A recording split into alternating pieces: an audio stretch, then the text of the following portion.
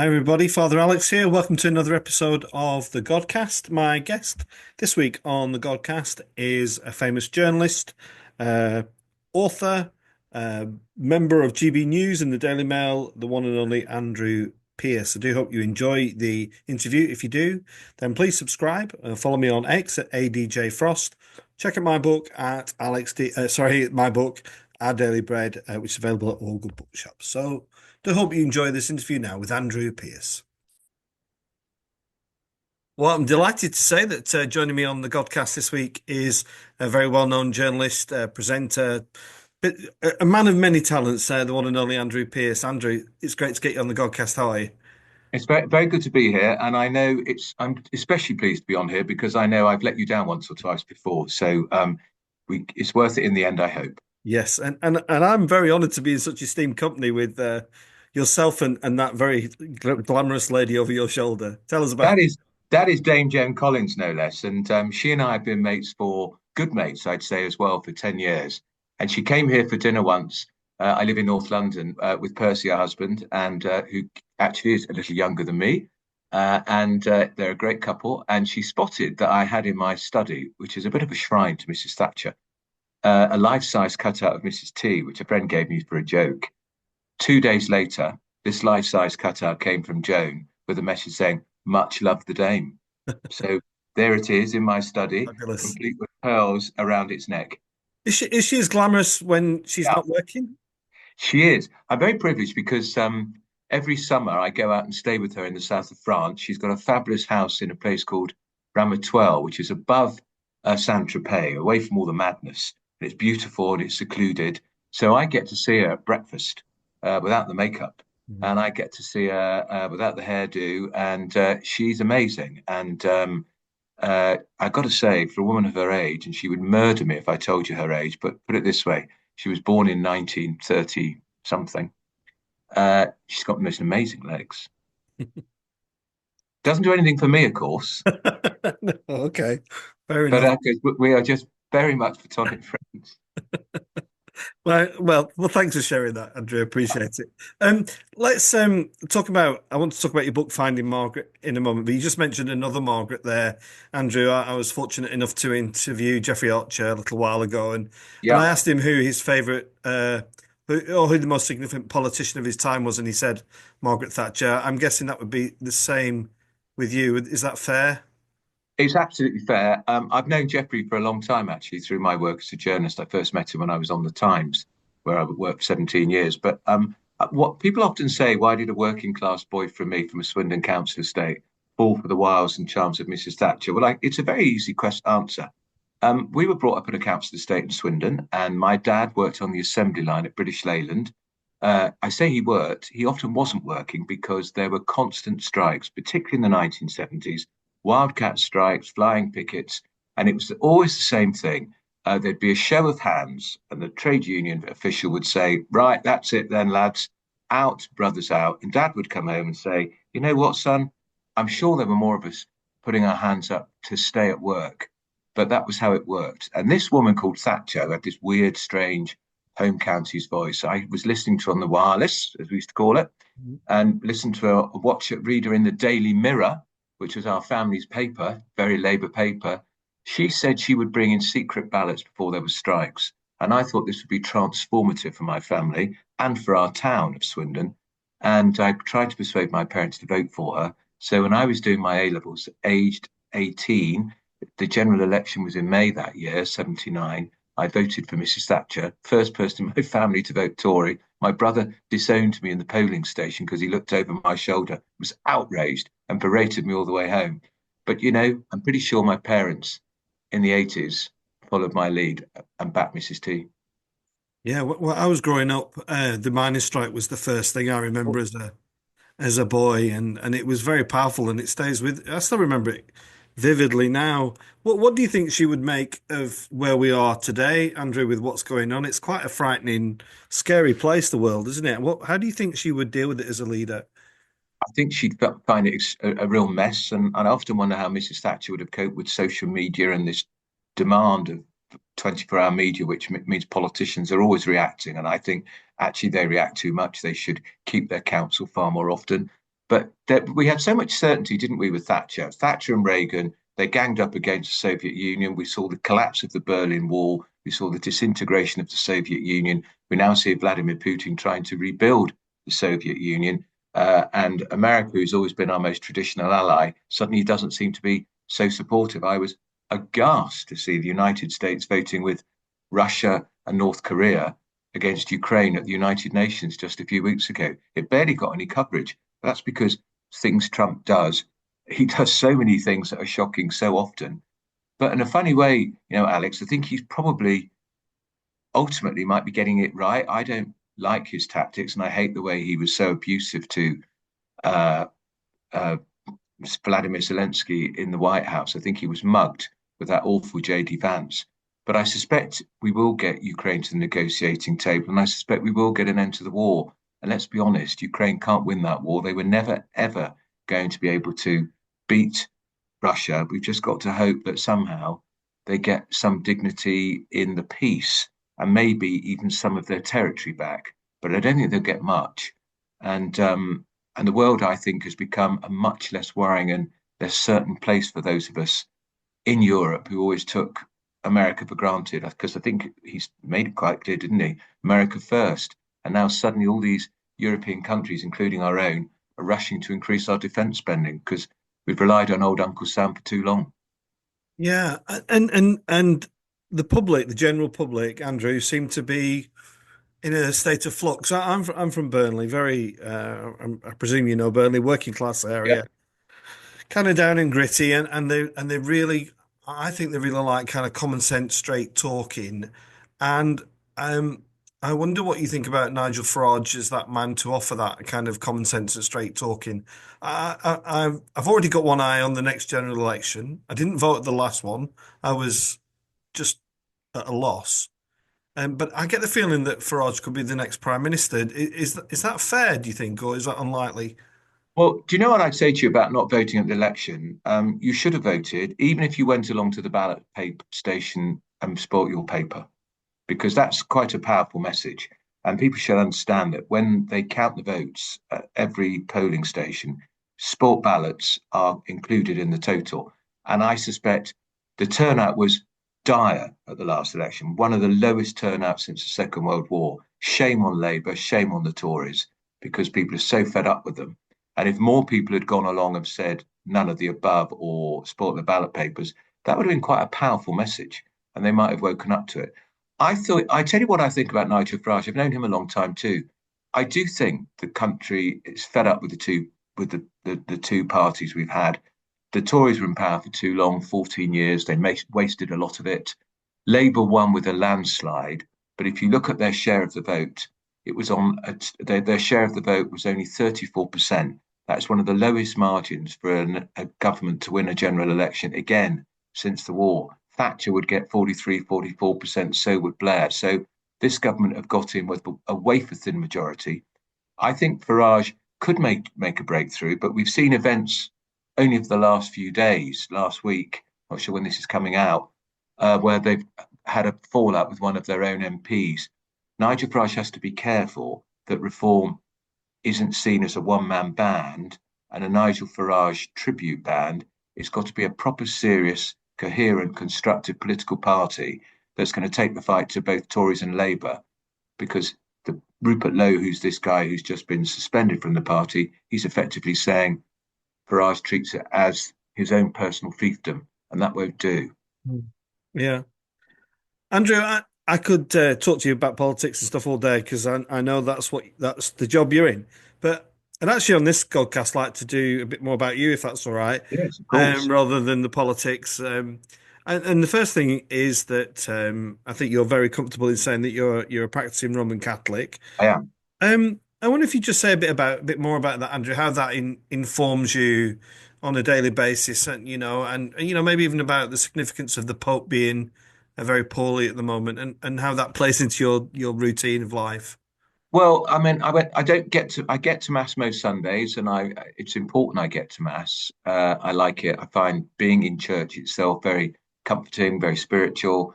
It's the hymns, it's the smells and the bells. Of my family, I was one of four kids and a mum and dad. I was probably always the most, devout's the wrong word, but I was probably the one who was most involved with the church. I'd had a time off from the church, um, just because in my 20s, 30s, I couldn't be bothered, but I missed it. And would always find time to go at Easter and stuff. But it's really important part of my routine now. And I'm very close to my priest, who's a Monsignor. He's a former chaplain to the army, was a chaplain for 25 years. He's really had an extraordinary life.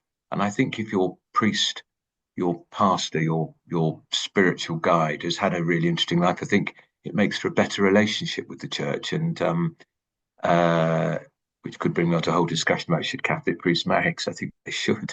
But I often talk to him privately about how I feel about things, and it's I when we've just had a couple of losses in our family, which is very sad.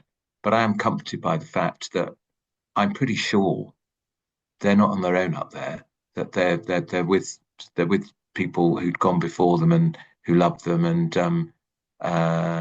it may take us all a while to get to the pearly gates, but I think most of us will get there in the end. I'm sorry to hear about your bereavement, Andrew.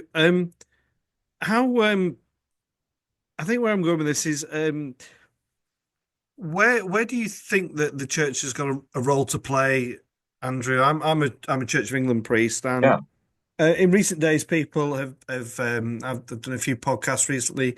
People have said that I've been too generous to Islam, for example. People have asked me why there's not been more in the news about it being Lent, and that was brought up about two-tier Kier, as they call him, that he acknowledged the beginning of Ramadan, but didn't make any reference to the Christian festival. Do you think the church has lost confidence in some way, or? I think it's become a bit like the Tory party at the moment. Nobody's listening to the Tory party because they've had years and years and they didn't do anything with it. I think people aren't listening to the church, and I think that's very sad. And I think there's a real communication problem there. I think we don't have great communicators in the church either. I look at the Anglican Church and I think if that was the best you'd got, Justin Welby, God help us, because he wasn't a great communicator. Where are the great communicators?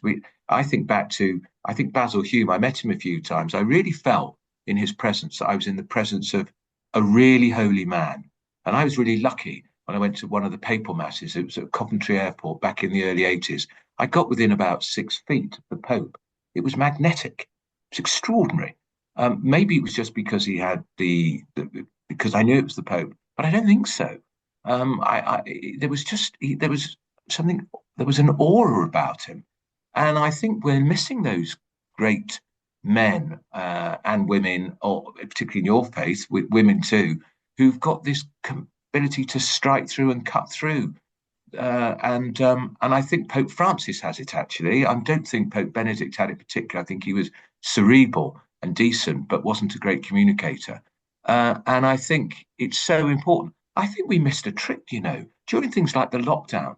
Why weren't the bishops raising Cain when the government closed down churches completely? They should have been allowed to be open for an hour a day, maybe. But there was a complete lack of spiritual guidance then, which was a really telling time. And I think the lockdown is going to be living with us for years and years and years. I think it's contributed to this latent mental health crisis we've got, particularly with young people. This was a great opportunity for the church to step in, to be the good shepherd, because people were lost and people were stuck at home, and there could have been more services done on Zoom and all the other ways they could have done it. It was a great opportunity lost, and I think a lot of people are angry about that. And I think the Catholic bishops in the end got there eventually.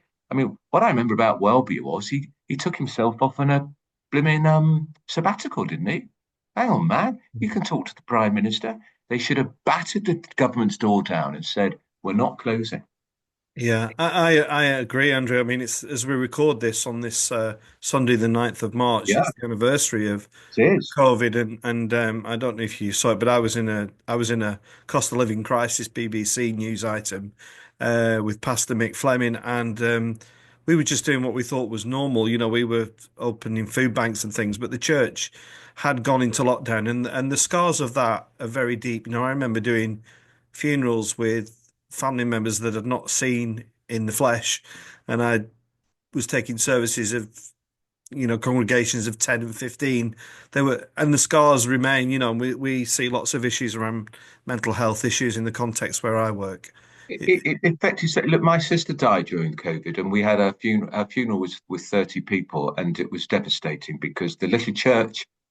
She was a spiritualist. She left the Catholic Church. She was a spiritualist. Her little church they couldn't open because of COVID restrictions, and so there was just 30 of us in the crematorium. It was just not. It wasn't good enough, It and wasn't. it really wasn't good enough. And there should have been much more. The church was not robust enough. That's when the church should have come into its own. You can't conceive that in the 1950s or 60s, when the church was much more powerful, that the Archbishop and the Cardinal of England and Wales, what's his name, our Cardinal, Vince Nichols, would have rolled over.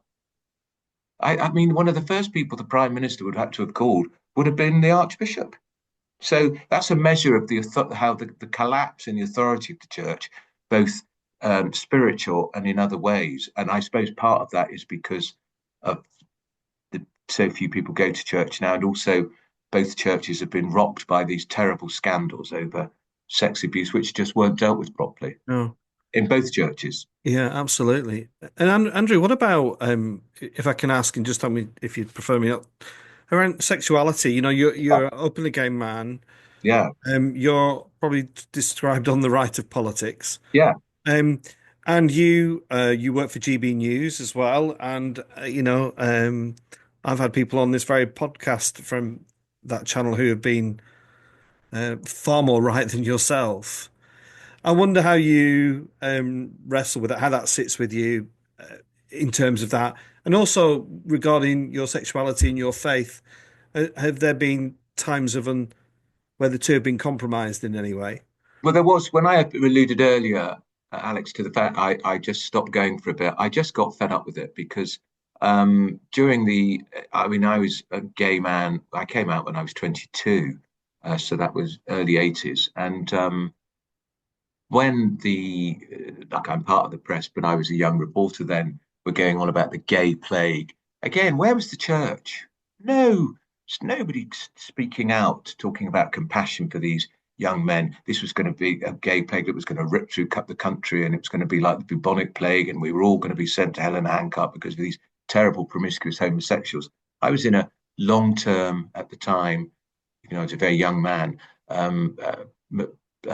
long term relationship which was monogamous, so I was shielded from this terrible affliction. But I thought, where's the church during this? Nowhere. Why aren't they speaking out for people who are? I mean, I don't know if you saw the Channel 4 drama "It's a Sin." They pitched it perfectly. I wrote a big Wonderful. piece.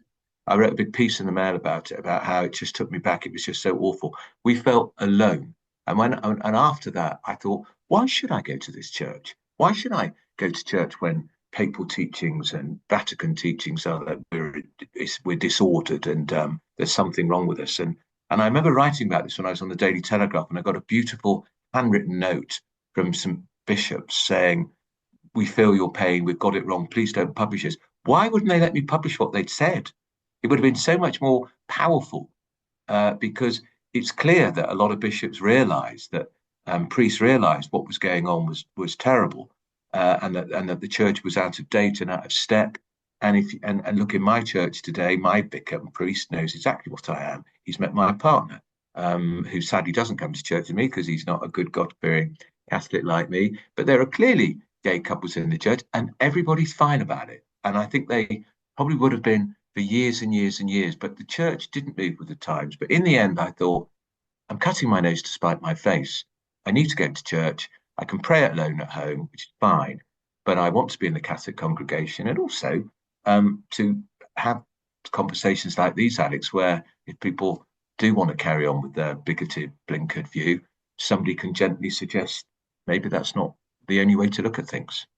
Yeah, I completely agree. I for my sins sit on the General Synod for the Church of England, and we've been wrestling with this issue about Oh, a long time. And two And years ago, Andrew, we authorised a prayer of love and faith, nothing more, for what is described as a covenanted friendship. I had to look up that meaning. I didn't know what a covenanted friendship meant, but we're still dragging our heels. We are still stuck in the arc ages, and we're fighting each other dreadfully. And it's just so poor for the church. And I sometimes think, why do I bother? But you well, I'm know, glad you do because you could because we need people to keep fighting that fight. But we are in this extraordinary position. Correct me if I got it wrong. That vicars, men of the cloth, or women of the cloth in the Anglican faith can be gay, but they mustn't have sex. that's right. Yeah. It's ridiculous. My What is colleague the is at sin? my What is the sin? The love or the sex?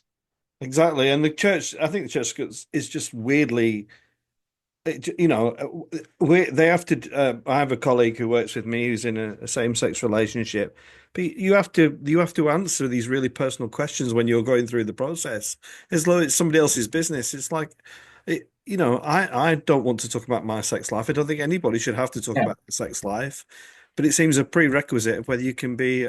It just really irritates me. So, but I want you to know, Andrew, that there are a lot of people, Church of England priests as well as Roman Catholic priests, fighting this cause really hard to I try know. and I know. you know and I know. we'll Maybe, keep maybe, going. maybe Welby's successor. I know what's going on. We all know what's going on. Welby, the Anglican Church has to look to the faith in Africa, where people have a much more conservative view, and they want to keep that tradition on side. But I think sometimes it's going to be a bit like the Tory party. Does it continue to try and keep the liberal wing of its party happy, or continue to try and keep the reform side happy? At some point, they're going to have to make a decision, and at some point, I think the Anglican faith is going to have to make a decision, as will my own church.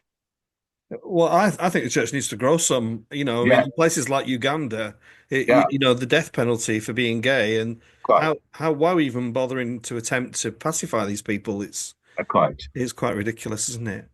Andrew, I'm mindful of time. I want to talk about your book. I'm very blessed to have a book. It is my podcast. There it is, Our Daily Bread from August to the Altar, published by Harper North. Very proud of that. But I know you've got this book, and I think people might have been surprised that it was your first book, wasn't it, that you wrote? Yeah, yeah. Look, it's here. Am I allowed to show it to the Of camera? course. It's a lot of it. When I was at the Labour conference, Alex, I was signing some books, and some Labour MPs came up to me and said, "Who do you think's going to buy that? It's all about your love affair with Margaret Thatcher." And I said, "Au contraire, it's nothing to do with Mrs. Thatcher." Although Jeremy Vine, who reviewed the book, Jeremy Vine, who does the show on Radio 2 and Channel 5, said, "It's so compelling, this book. Lunch with Mrs. Thatcher is dealt with in half a page." That's true. So this book is about finding my birth mother because I started my life as Patrick James Connolly. I was in a mother and baby's home in Bristol for 6 weeks. Then my birth mother, Margaret Connolly, an Irish nurse, put me in an orphanage in Cheltenham. I was there really till I was nearly 3. I was adopted by Betty and George. We already had 3 kids, good working class folk, good Catholics. And I had a terrific upbringing, Alex. We didn't have much in terms of material wealth, but lots of love and lots of support. And look, my background didn't do me any harm, did it? Because I've been at working. I've had 17 years on the Times, 4 years on the Telegraph, 9 years in local papers. I've been broadcasting continually for 20 odd years, and I've been on the Mail for 14 years. But even and as a little boy um, there was a seminal moment when my mum was crying when she was reading the Daily Mirror, and I could see she was crying. I said, "What's the matter, mum?" She pushed the paper across the kitchen table. She was reading an article by a woman called Marjorie Proops. Your older listeners will know who she was, I one of the remember her. first ever agony aunts. And she was saying, this government is quite right to allow adopted children like me to track down their birth parent. I didn't know anything about it. No, never talked about in the home, wasn't on the telly or news that I'd seen, and it wasn't talked about in school. And mum said, quite emotional, your father and I wouldn't stand in your way. So I'd written a couple of letters to the Mirror already, which I had published because I wanted to be a reporter. I was 14 or 15. So I wrote a letter to March Group saying, you've got it all wrong. Blood isn't thicker than water. My mum is my mum who adopted me when I was 2 or 3. So why would I want to track down my birth mother? Andrew Pierce, age 15. Now, this was to inform her opinion. Little did I know, she's plastered it on the letters page of the Daily Mirror, big headlines.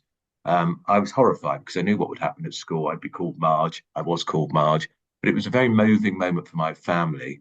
And when we lost Mum 8 years ago, we found in her possession still, and she'd had it done in a piece of, made it into a plastic. She'd still got that letter. It was very important. But actually, when I got my first job, Alex, it was in Cheltenham, Gloucestershire Echo. That was, of course, where the orphanage was. It was almost as if Margaret was calling me. And then my next job was Birmingham. What I didn't know at the time was that's where she lived. Margaret was calling me. What I didn't know at the time was this shop that I would go into, this fashion shop, was owned by her son because she'd got married after she'd given me up for adoption. Again, she was calling me. But so when I was nearly, to cut the long story short, when I was nearly 50, I decided to track her down, found her with the help of Jane Moore, who used to work on the Birmingham Mail. She's one of the presenters of Loose Women. And you get your file from your social services. It came from Nazareth House. The nuns of Nazareth House looked after me in the orphanage. Not sure it was always a very gentle regime, Alex, to be honest. So I got the file. To cut long short, we found Margaret's home. My friend Amanda Patel, columnist on the Mail, she knocks on the door because we'd taken advice. That's the best way to do it. Don't write to her because somebody else might open her mail. Don't telephone her because she might hang up the phone. Terrible shock. Get a girlfriend to knock on the door. She knocks on the door. We're all geared up for this enormous moment. I've been psyched up for this for years. Nobody in. Sod's law. But we know she can't be far because the dog's barking in the house. And as we'd passed the local Catholic church in the taxi, I said to Amanda, that would be Margaret's church.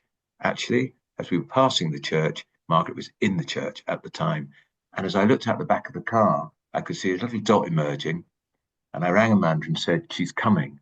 Who is? I said, Margaret. She said, how do you know? I said, she's just about to walk past the car. She said, how do you know it's her? I said, it's her. I couldn't even discern at that point whether she was male or female. When she got close to the car, I didn't think, has she got my cheekbones? I've got her cheekbones. All I thought was, am I about to turn this woman's life upside down? She denied it was her initially, then she admitted it was her, and I did turn her life upside down. And that's where the story goes on from there. Extraordinary story. I never told my mum, Betty, my mum in Swindon. I never knew, because it would have broken her heart. She'd have said it wouldn't, but it would have. So I kept it a secret, really, really tight. And Margaret never told any of her family. So when she died, there's a great story about how I got to her funeral. Her children didn't know either anything about her because when she gave me up for adoption, because she'd met another man. He was called Patrick. Funny that. And so she got married while I was in the children's home. And here's the most extraordinary thing about this story, Alex. When I started out on this search, I thought my birth mother was probably 17, 18, maybe 19 when she had me. Imagine my amazement to discover she was just a few weeks from her 35th birthday. That's giving me goosebumps listening to that story. I was going to say to you, it's almost a thriller. It is. It really is. Yeah. Twists and turns, and then there's a whole story about who the birth father is. Is he my birth father? Isn't he my birth father? And there was a fatal car crash. I'm not going to spoil that if people want to buy it, Finding Margaret, but it's a Sunday Times bestseller, my first book, and who'd have thought it? And I started writing it during lockdown.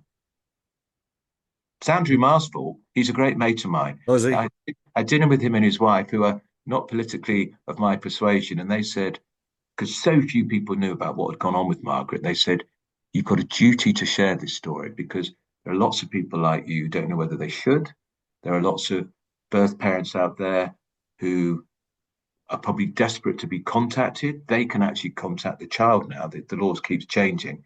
And they said, but also, I'm not going to say whether it was a happy ending or not, but people need to know that it's not always saccharine, like that TV program with, what's it called, with Nicky Cow. Yeah, Long Lost Family. Yeah, doesn't always end like that. No. And can I ask Andrew? I mean, this was a religious bestseller. It's not, yeah. And obviously, I don't have the reach that you do. But one of the things I love about being a published author is this came out a few years ago. Is that it's still alive? You know, it becomes an active thing. Do you enjoy that aspect of the book? That I get emails all the time and letters Yeah, about my story. What about you? Do you find Alex, I that cathartic? Or? do. And I must tell you, I probably had 200 letters. Then there's the emails from people all around the world because the world is so small now because of the internet. And it's been read all around all over the place. People sharing their stories. Some of the stories make my blood run cold because it was so brutal for them. Others saying they felt encouraged. And I even spoke to somebody who worked in the home when I was there. Amazing. And she and extraordinary. And she claims she remembers me. I'm not sure she could really, because I was Patrick then. But so this book has given a lot of heart and encouragement to people who are adopted. It's also encouraged people thinking about adopting that actually there are pitfalls, but look, I've turned out all right. Probably my mum and dad would have preferred if I wasn't gay when I told them when I was 22. There weren't many gay people on my Swindon campus, let me tell you. But I think mum quite liked it in the end, and because son-in-laws are easier to deal with perhaps than daughter-in-laws for mothers. I don't know. Maybe I'm being sexist. But I tell you this, Alex, on the morning of my civil partnership, she was having breakfast with my best friend Amanda, who knocked on Margaret's door, and she said to Amanda, "I'm so excited about this day, and do I look all right?" and all the rest of it, because she was staying with Amanda. And she said, "I want to ask you a very personal question. Has Andrew ever tried to track his birth mother down?" Thank God Amanda wasn't looking at her. As she did a sharp intake of breath and said, "Betty, no. Why would he? He's only got one mum, and that's you." And that's the right answer because I do have only one mum, and that was the mum who adopted me. Margaret wasn't my mum. She No. wasn't my, she was my birth mother, and I never wanted a second mum. I just wanted to try and have a relationship with her where I could learn things. And also, and I started this journey, Alex, I wanted her to know I was fine. Because my late dad, before he disappeared into the twilight world of dementia, used to squeeze my hand and say, "Find her, tell her you're okay." Because she used to visit you in the home all the time. I think she really loved you. And then my dad said something that he often said, "But if you find her, don't tell your mother I told you to." That's My really dad was peculiar, wonderful. Andrew. My dad died from dementia, and Yeah, in his final hours, he called out to his mother an awful lot. He was adopted as well, and yeah, we will never get the answers, unfortunately, because he didn't share anything with us. And also on my other side, I have a grandfather from Constantinople whose records were destroyed. So in my head, I've got a lot of unanswered questions about yeah. my. Have all your questions been answered? No, No. they haven't. So I am looking again. So now what I'm doing is we think we've got a name for who the father is. I found his family. He was killed while I was still in the orphanage, which Right. again, all part of this extraordinary story. And I will do a DNA test with them, and then we'll know. And it'll be like a big jigsaw. Maybe we put the final parts of the jigsaw in place. But this book has taken me to County Mayo in Ireland, where she's from, County Galway, where the apparent birth father's from. You see, when I asked Margaret who the birth father was, she said, "I don't remember." When I asked her what the orphanage was like, "I don't remember."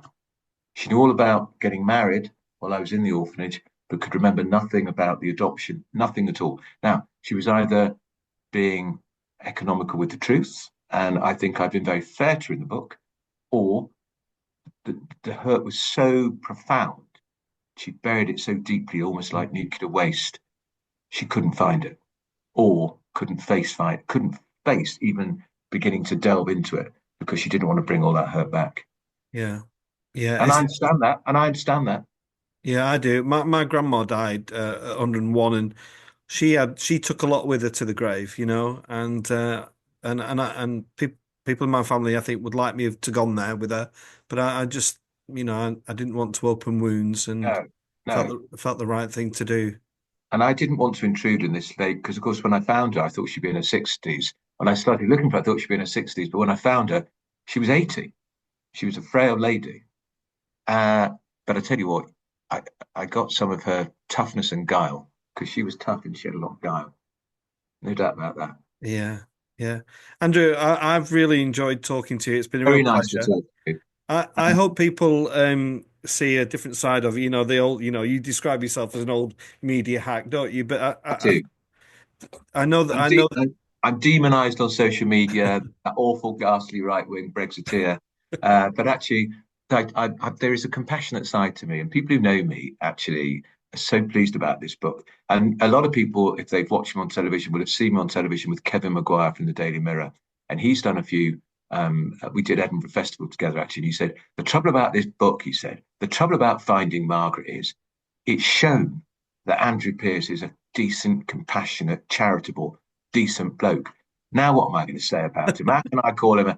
And he was very gracious about it, and it brings the house down because Yeah. he's always. I mean, we've known each other for 35 years, but he did say, he said, God, Pierce, he said that book, even I didn't know because he said I'm not so sure I would have been quite so compassionate towards my birth mother as you have been. And I said, well, there we are. This goes to show. That's because, unlike Kevin Maguire, I'm a good Christian boy, Alex. And he's a smelly old atheist. I maybe need to try and get Kevin on and challenge him. Yes, you should. You Yeah. should.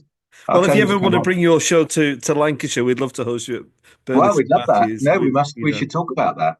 And we maybe we'll see each other in the green room sometime. yeah, that would be nice. Yeah. Well, thanks, Andrew. Stick your book Lovely. up again before you go. There it is. There it is. I'll Finding show you Margaret. show yours. I'll show mine. There we are, two And books.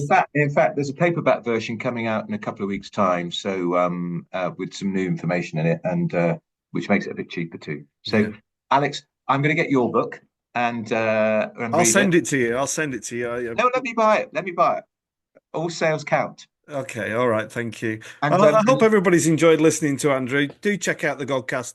I've got, I think it's about 180 interviews, loads of politicians, some as famous as Andrew, not all, but I've got musicians and religious people. The Archbishop of York's been on. I didn't get the Canterbury guy on, but there we are.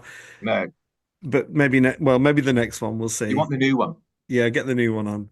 Might Andrew, be a thank woman. you so much. Thank you. And this will be out. This will be out soon. Very good to talk to you. And Alex, make sure you send me a link, won't you? I will. God So bless I'll put you. it on all my social media. Take care. Bye bye, Bye. everybody. Bye bye.